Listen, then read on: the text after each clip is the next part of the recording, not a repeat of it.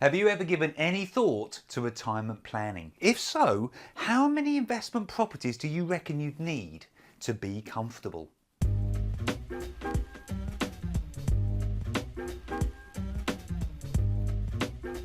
Hi, my name's Tony Daw from Your First Four Houses, and I teach people how to build a small property portfolio that generates a great income so they can give up the day job and become financially free. If this is your first time here, be sure to subscribe to the channel and click that bell notification icon so that you don't miss out on any of the free content that I give you each and every week. So before we start, I'm not FCA approved, and so before you take any action on any of the stuff that I'm sharing here, it's essential you seek the advice of an accountant, a tax advisor and an independent financial planner if you have one. These are just my personal views. Now I know that there are lots of ways that you could potentially fund retirement, and I'm certainly not qualified to talk about most of them, but perhaps I can chip away just a little bit at property because I guess it is a subject that I do know a little bit about. So I switched from being a kitchen designer to investing in property back in 2012. And I did this because at the time I was genuinely worried about our financial future, both in terms of what if something happened to me, but also our retirement, which hopefully I still see as many years off into the future.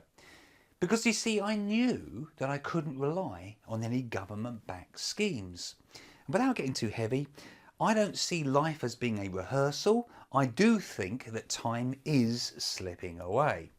And I'm pleased to say that we now have a pretty high level of financial security, all thanks to the property portfolio that we now have. And that is a fantastic feeling, and it's one that I want you to have. So let's talk about retirement, and let's work out how many investment properties you really need in order to live comfortably. And to help us do this, to help us run through this, I've actually put together a quick 5-step process that we're going to follow. So step number 1 is to work out what you need as an annual basic income after tax at retirement. Now I know this is not going to initially be very easy because you're trying to envisage what your future needs might be, and your future needs are probably going to be very different to your needs today, and of course everybody is different. But don't let this put you off. Have a go at this. You don't have to be exact, just give it your best guess. What income do you reckon you'd need at retirement? What net income do you reckon you need at retirement? Now, a good book to help you is actually Enough by Paul Armson, and I'll put a link to that in the box below. You might want to check that out. It's a good book. Step number 2 is to subtract any existing investment income from step number 1. So here I mean any existing investments that will pay you a monthly income upon retirement. So these could be existing properties that you may have. There could be pensions, there could be any investments or bonds, etc. Or of course you might not have any of those, which is also absolutely fine. But you're looking for anything that will pay you without you having to do any work in order to get that money. And please don't factor in your own house here. That would be my suggestion. Step number 3, you now have your target net income. This is the net income that you need to build in order to finance your retirement. By the way, this is another quick reminder just to speak to a financial planner or an IFA and seek their advice over mine here. I hope you don't mind me reminding you of that. Now this number should now go up on your wall somewhere in plain sight, because this is the target that you need to hit. And of course, the sooner you get started on building your own portfolio, the sooner you can build that income, and of course, naturally, the sooner you can retire. By the way, if you're finding this video helpful, I would love it if you could take a moment just to click on that like button down there. It really helps me if that's okay. So step number 4 is property education. Like any investment, honestly, you cannot go in blindly. Trust me, I've made this mistake myself. You need to invest at least some time and perhaps a little bit of money into educating yourself here. Now, you don't have to do any of my training, I hasten to add. There's lots of good people out there. You could speak to them instead, but you do have to do some. If you don't, can I respectfully ask the question, how are you really ever going to recognise what is a good deal and what is a bad deal? Assuming there's a little bit of complexity to the deal. You need that education in order to make better decisions, I would respectfully suggest.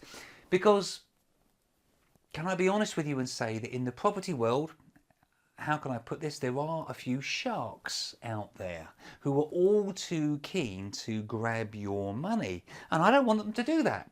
And if you've got some basic education, well, you're going to be less likely to be fooled by some presentation of some what initially appears to be great deal. Does that make sense? Honestly, property education really is the answer here. And if you do want to check out my online property masterclass, I'm going to be a bit cheeky and put that in the description box below. But don't feel that you have to do that. There's lots of other ways you can build your own education. Step number 4, choose your strategy. Now, there are loads of different strategies out there, and your property education will certainly help you to choose the right strategy for you. And by the way, when choosing a strategy, please don't factor in any house price increases here. My suggestion is you should invest as if your property portfolio will never actually go up in value. This is only about the cash flow that you're going to receive from your properties after all of your expenses. Now, the strategy you choose will probably determine the average kind of cash flow that you're going to be able to get from each property. So, for example, if you're investing in, say, I don't know, 2-bedroom flats in Slough, for a fairly random selection, you may look at a cash flow of, say, £300 to £400 a month. Let's say you choose, I don't know, HMOs in Southampton. You may be looking at a cash flow of, say, £1,000 a month or whatever. Obviously, you need to do the research on your strategy in your area, because it goes without saying there are a million variables here. But do you see where I'm going with this? Your strategy will determine your cash flow largely, which leads us on to the last step in this process. And it is step number 6. Divide your target annual income by the average annual cash flow from each property. And very, very roughly, that will tell you how many properties you need. For more tips and tricks like this, be sure to subscribe to our channel and also download this 50-point checklist, because it's going to really help you when you need to buy that next investment property. My name's Tony Law from Your First 4 Houses, with online training that helps you build your property portfolio.